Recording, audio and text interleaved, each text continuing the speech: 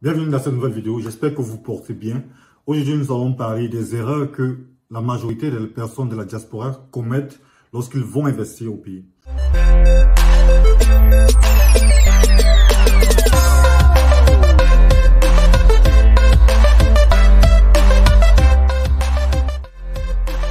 La majorité de la diaspora, la majorité des personnes de la diaspora vivant ici en Allemagne de façon générale, lorsqu'ils vont investir au pays, ils se confrontent à certaines difficultés. Ils entreprennent des projets qui sont généralement voués à l'échec. Alors aujourd'hui, nous allons parler des différentes raisons et aussi trouver des solutions à ce type de problème.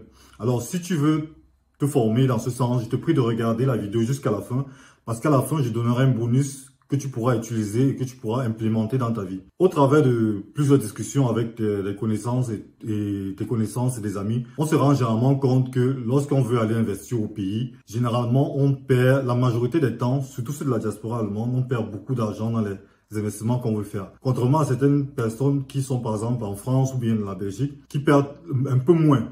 Et ceci dû au fait que on investit, généralement ceux de l'Allemagne investissent tellement beaucoup dans des projets alors qu'ils n'ont pas véritablement parfois étudié le fond du problème ou le fond de leur investissement. Alors, ici, l'idée est de faire quoi? De commencer déjà à investir un minimum, essayer de connaître dans quoi on veut faire. Et à la base, généralement, les personnes qu'on utilise sont les personnes intermédiaires qu'on utilise pour nos projets sont nos familles, c'est-à-dire la famille que nous avons au pays, nos frères, nos oncles, nos papas. Dépendamment de ce que tu veux faire là-bas, dépendamment de ce que tu veux implémenter là-bas, il faudrait déjà savoir que la familiarité, la fraternité n'est en aucun cas une expertise. Ça veut dire quoi? Ça veut dire que c'est pas parce que c'est ton frère ou ta maman ou ton papa que tu as comme intermédiaire ou comme personne sur qui tu peux compter que ça fait forcément d'eux des personnes ayant l'expertise pour pouvoir t'aider dans ce que tu veux réaliser au pays. Alors, si tu veux par exemple faire de la brocante, si tu veux envoyer des machines ou des articles à faire revendre là-bas, alors assure-toi déjà qu'ils ont l'expertise pour le faire. Si tu veux construire ou acheter un terrain ou construire R+5 ou 8, alors rassure-toi qu'ils ont l'expertise pour le faire parce que ton papa n'a forcément pas l'expertise pour le faire. Ça veut dire quoi? Tu dois rechercher déjà les personnes qui ont cette expertise. Ça veut dire que la première erreur qu'on fait généralement, c'est quoi? C'est que on utilise nos personnes de confiance qu'on a là-bas, c'est-à-dire nos frères, nos oncles, comme des personnes ayant l'expertise pour faire dans le domaine que l'on veut. Alors que même ceux-là n'ont peut-être pas fait leur preuve. Tu ne peux pas demander à quelqu'un de construire R+2 alors qu'il n'a jamais construit lui-même un R+2. Alors, je pense que ça, c'est déjà l'une des erreurs que l'on fait lorsqu'on veut baser son projet sur la famille ou sur un parent. En point 2, je dirais ici, l'argent, je pense que pour toute personne qui veut investir, je pense que le point que j'ai d'abord cité plus haut, c'est-à-dire la somme avec laquelle tu veux commencer ton business, doit être réduite. Ça veut dire quoi? Ça veut dire que si tu te reposes sur ton parent ou sur ton frère ou sur un oncle pour pouvoir commencer un business, alors que celui-ci n'a jamais reçu une somme de, je sais pas moi, d'1 million ou de 2 millions, gérer cette telle somme, alors il devient difficile de croire que c'est possible en fait. Parce que quoi? Dis-toi bien que cet ami par exemple que tu as eu, ou peut-être que tu as connu, ce frère ou cet oncle, a lui-même des obligations, a des devoirs et des obligations envers sa propre cellule familiale ou peut-être sa famille. Ça veut dire que si lui, pendant que tu lui envoies cet argent, si lui, il a un problème de deuil, s'il a par exemple un deuil, s'il a son enfant qui est revenu, qui a un typhoïde, qui est malade, alors il prendra ton argent, une partie de ton argent pour pouvoir soigner et résoudre ce problème. Et ce qui fait que ton projet est déjà d'ores et déjà voué à l'échec. Donc, la somme d'argent avec laquelle tu commences est importante. Et la somme d'argent que la personne à qui tu donnes est aussi importante parce que s'il reçoit cette somme, s'il reçoit 1 million pour pouvoir engager ton projet, déjà il a des devoirs, un. De deux, il se dit que si tu lui as envoyé facilement 1 million, ça voudrait dire que forcément, tu as peut-être 10 millions là-bas. Sans se douter effectivement du comment toi tu fais sur place pour pouvoir acquérir cet argent. Donc ici tu vois qu'il est important de commencer très bas, de commencer avec un petit montant, dépendamment de la personne sur laquelle tu t'appuies. Parce que c'est clair que tu peux venir d'une famille aisée forcément. Et si tu viens d'une famille aisée, ça devient difficile qu'ils prennent ton argent pour l'utiliser. Ce qui est encore un bon point dans ton sens, si c'est le cas. Mais si c'est pas le cas, essaie de voir dans quelle mesure tu peux commencer avec des petits projets et hausser au fur et à mesure que tu avances et au fur et à mesure que tu as gagné la confiance de la personne avec qui tu traites. Donc, comme je pense que déjà ces 2 points sont assez importants, c'est-à-dire rechercher d'abord de l'expertise dans le domaine où tu veux commencer à t'investir et aussi commencer petit à petit, question de gagner ton entourage et de t'appuyer sur des personnes sûres. C'est-à-dire connais le circuit dans lequel tu veux fonctionner, tu veux faire du poulailler, tu veux faire une boutique, commencer à rechercher petit à petit un nombre de personnes sur qui tu peux t'appuyer. Et ceci en commençant avec des petites sommes et en essayant de tâter le terrain et aussi de gagner en confiance. C'est clair que c'est pas une garantie, mais néanmoins, c'est un bon début. Donc, avant d'acheter un camion et le mettre en circulation, une voiture, et mettre en circulation et vivre du cash flow qui va sortir de là, rassure-toi d'abord que la personne, effectivement, à qui tu donnes la charge de cela, que lui-même, il a peut-être sa voiture déjà, ou bien un camion qu'il gère, de telle sorte qu'il n'utilise pas ton bien pour faire son business, parce que ici, l'idée, ce n'est pas d'enrichir la personne, mais c'est de t'enrichir. Donc, je pense qu'à un certain niveau, il faut évaluer ces éléments et aussi décider si c'est bon de pouvoir aller dans ce sens ou pas.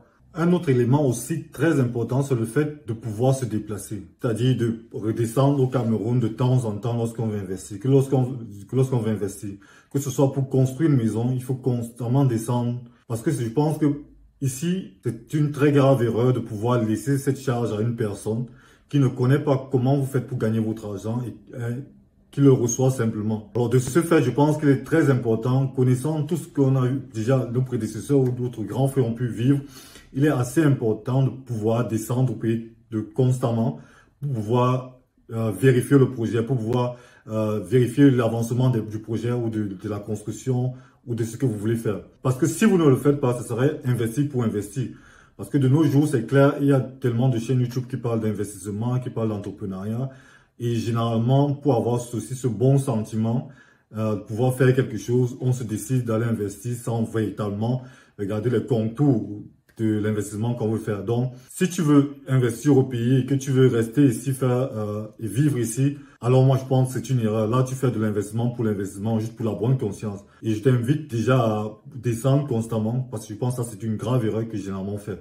Ayant déjà parlé des différents problèmes ou du moins des différentes raisons qui ruent nos investissements à l'échec, je pense qu'il est assez important maintenant de trouver des ébauches, solutions pour nous permettre d'entrer dans nos frais lorsqu'on fait des investissements au pays. Déjà, comme je l'ai annoncé plus haut ou dans des exemples, il est important de commencer petit à petit, c'est-à-dire de commencer déjà avec des petits projets. C'est clair que ça va dépendre des projets que vous avez. En fonction des projets que vous avez, essayez de commencer petit à petit, essayez de trouver des personnes de confiance à qui vous donnerez des petits montants avec lesquels vous pourrez tester leur fiabilité. Et dans ce sens, vous pourrez continuer à travailler avec eux. Et de même, il est important de pouvoir rechercher des personnes d'expertise.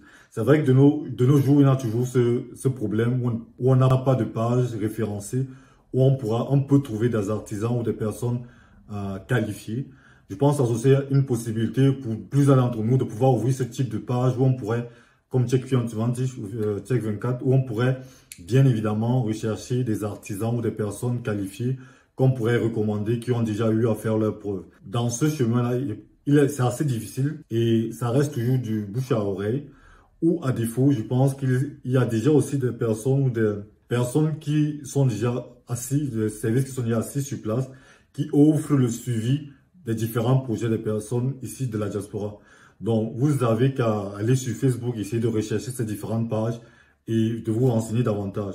Un autre point serait aussi de rechercher déjà des personnes qui ont déjà commencé peut-être un projet qui vous pensez être viable. Vous portez en tant qu'investisseur dans le projet. Dans ce sens, vous avez une personne qui a déjà l'expertise et vous pouvez vous greffer à lui. Question de pouvoir avancer et augmenter sa plus-value. Surtout si ce qui lui manque, c'est véritablement de l'argent. Donc, essayez de voir si c'est pas peut-être possible de vous greffer à un projet déjà en marche où la personne a la maîtrise, a l'expertise.